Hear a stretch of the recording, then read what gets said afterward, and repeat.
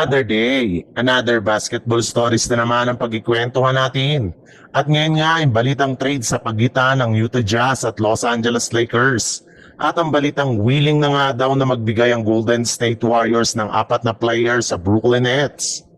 Kagaya nga ng pinagkaguluhan ng mga fans sa social media ang lumabas na balita na posible nga daw na kunin ng Los Angeles Lakers si Lauri Markkanen sa pamamagitan ng isang blockbuster trade.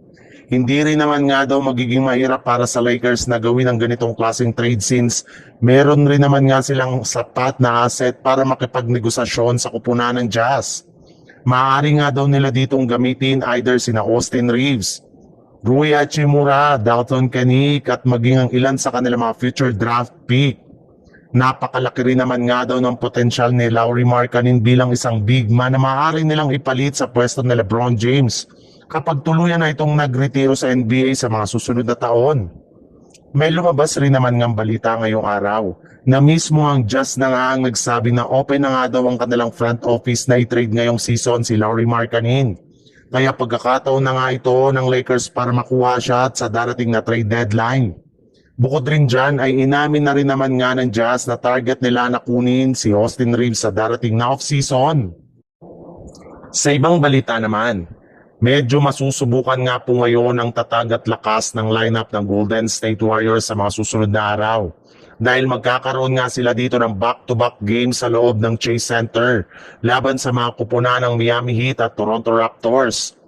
Kung inyo ang matatandaan, pareho nga sila nitong tinalo sa kanilang unang paghaharap sa regular season. Kaya oras na nga para sa Golden State Warriors na bumawi sa kanilang magiging rematch. At kasabay nga ng paghahanda ng Golden State Warriors sa kanilang mga darating lalaban, ay may lumabas na ng balita ngayong araw na tuloy pa rin nga ang pakikipag-trade ng Golden State Warriors sa front office ng Brooklyn Nets para makuha lamang si Michael Porter Jr. bago pa man sumapit ang trade deadline. As of now nga ay sila pa lamang ang nag-iisang team na nagbigay na ng offer sa Brooklyn Nets kung saan binubuo nga ang kanilang trade package ng kanilang mga players na sina Moses Moody, Jonathan Kuminga, Buddy Hield at isang future first round pick.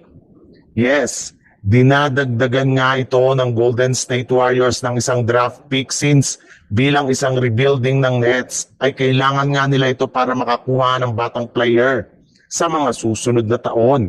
Ito na nga ang pinakamalaking package na pwedeng offer ng Golden State Warriors bilang kapalit ni Michael Porter Jr.